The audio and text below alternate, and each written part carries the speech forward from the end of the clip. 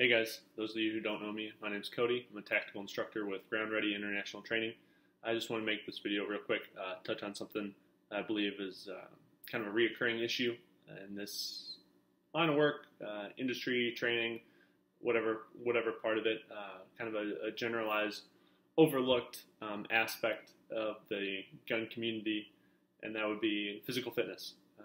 There are a lot of great guys out there who are really good at shooting, really good at everything, yet they don't really take into account the physical aspect. I don't know, maybe there's some kind of a thought that, hey, I carry a gun, I don't need to learn how to fight, I don't need to learn, I don't need to run, I don't need to be in the best physical shape. They kind of use that as like a safety blanket. And like I said, a lot of great guys out there who are in these kind of situations. But I think to really be well-rounded even as just a gunfighter, if you want to wear that title, whatever, you have to be physically able to keep up in a fight with the stress, the wear and tear that does on your heart from a physiological level. If you just go from 0 to 100 real quick all of a sudden in a life or death situation, it's going to be a lot of strain on your heart, not only naturally just with the adrenaline flowing, but then the physical activity that may involve in a hand-to-hand confrontation.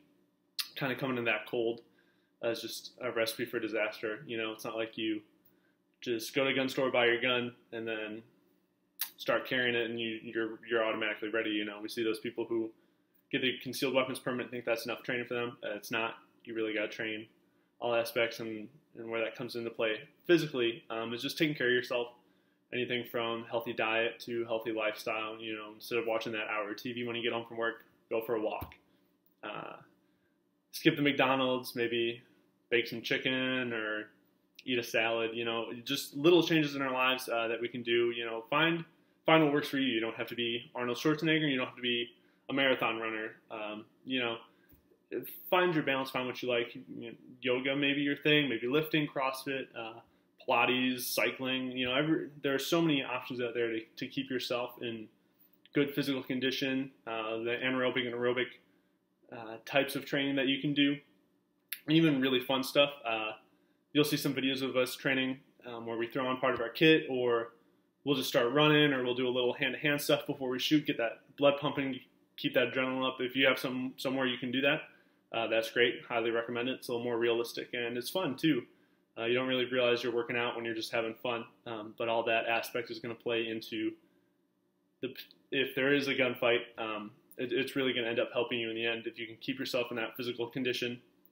So just something to think about. Don't use that gun as your security blanket to kind of slack in other aspects of training or your health.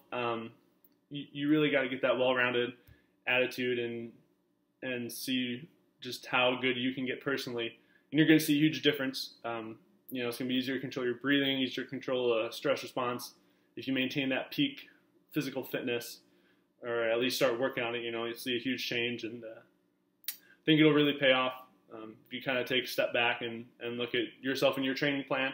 Maybe not just going to a range of dump rounds, but maybe allocate some time for the gym or going for a walk or run. You don't even need any equipment to start living that healthy lifestyle.